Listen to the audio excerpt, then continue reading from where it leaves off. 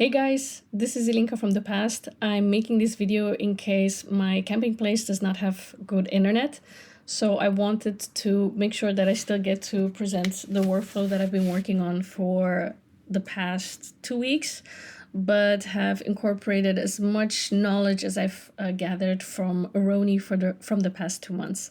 And I wanted to start off with the mood boards. The idea was to use a system architect that we've learned from Roni and a brand identifier, in this case for the brand Bjorn Borg that I worked for. And using the brand identifier and the system architect, it can create kind of like a seamless aesthetic world that can fit within my way of designing as a footwear designer. I start off by creating also a mood board where you don't see the model's head. This way, the model's head likeness will not be generated throughout the generations, because obviously that wouldn't be okay. Moving on, I use the array to create 6 different aesthetic directions from that mood board. So I can have depth and control over the look and feel of my mood board, but I can still go down even further. And then with the use of the crop node, I can control per prompt which visual direction I want for it to go to, so I can really micro steer it this way. And I've gone down even further via taking my favorite prompts and then generating even deeper using a color palette and a list that has the hex codes from that color palette. So it just shows the level of control that I as a designer can create using Weavy. And once I am finished, so up until now, I only use Nano Banana 2 because it's cheaper and I don't need it to be perfect, a perfect look. Doesn't have to be high quality output. And then I just use a compositor node, put it all together, create an in-paint background, and then upscale it with Nano Banana Pro. And then another problem that I was trying to solve is generating color propositions using one of my sketches, but then making sure that this color and material sequences would be exactly in the placement that I would need it. And for that, I had to change the way that I design as a designer. In what sense? That I label the shoe with colors, with patterns, and then also using the Cyrillic alphabet to make sure that I can communicate it coherently with the prompt and with Nano Banana Pro. Here I use Nano Banana Pro because it had to be a lot more specific. I can say that it brought me 90% of the way there. But then I created a second station using that 90%. I go even deeper then. So I made sure to note which of the many prompts that were generated through the NELLM I can use then to consistently generate that 90% together with a list where I listed all the hex codes.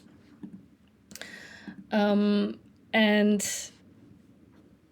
generated a realistic rendering of that sketch. And I wanted to see if I could get to creating a comment section. So as designers, we need to make comments on our sketches, on protos, and just like I would do in through Illustrator or using an Excel file, I generated red arrows and I pointed to adjustments that needed to get made. For example, creating this line in silver here, or creating this panel to be white. And not only do I use the compositor node to write my notes, but I also write prompt boxes. So it's all about making sure that everything is connected when communicating with the AI. which it did. It did it really well. It took a little bit of testing, but now that the workflow is there, it's just about repeating it.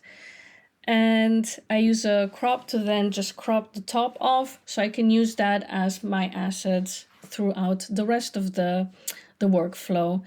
Another big problem that footwear designers are faced with is that we need to create sketch out several viewpoints of our sneaker to make sure the suppliers understand it correctly. And with just the click of a button, literally, it can create different viewpoints of that sketch of mine. And not only has it blown my mind that I can do that, but it has blown many of my colleagues' minds as well that this is possible. And we go back to that issue of 90% it being correct. Well, that 90% doesn't matter actually, because I'm a designer, luckily, so I can use that sketch and use the color propositions, fill in the correct layering of those colors and materials, and it will still do it perfectly. And then I can even create realistic renderings of it. So these are like e-commerce ready. Speaking of e-commerce, I also wanted to test to see if I can take a sneaker and create photography that is good enough to be used for an e-commerce website. And it can do that. For example, what I have here is I've trained I've shown this model how the product should look like or looks like on e-commerce. I have purchased this exact sneaker. I've customized it for one of my projects. I'm a terrible photographer, as you can see. It looked super wonky and deformed. And using the compositor node, I also let it know, side view, inside, top view. And it has done a very good job. It has actually created the product to look nicer than what it actually looked like from the photos made by me. I always, as you can see, try to make several stations so I can always kind of like pick and choose and curate the best outcome. And the last is the marketing assets, where I use a location, I make sure to mention the hex codes, and I create several viewpoints of that sneaker. So with just, again, the click of a button and my mind and taste as a designer, I can create location, like product integrated shoots. And just as a quick side note, I just came back from a footwear tech fair where it felt a bit like the Clash of Titans, because it was companies that were selling 3D digital print scanners and AI, because they're trying to sell their very expensive equipment for being able to create a digital print of the product. But I think that they're going to be hit on very hard times, since AI can now do that exact same thing within seconds, and have incredible quality of the materials. So that was quite interesting to see. Again, you see, I really make sure that I have very different viewpoints so that I can generate with the Omni in Clink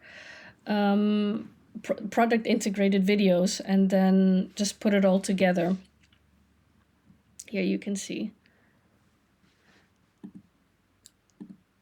And I even put a camera cheat sheet, since I'm not a photographer or a videographer or a creative director, but I still want to be able to visually see, okay, where am I going to move my cameras? And I even use lists then to mention that, together with forward, backwards, right, left, to make things go as easy and as fast as possible, because that's what I like.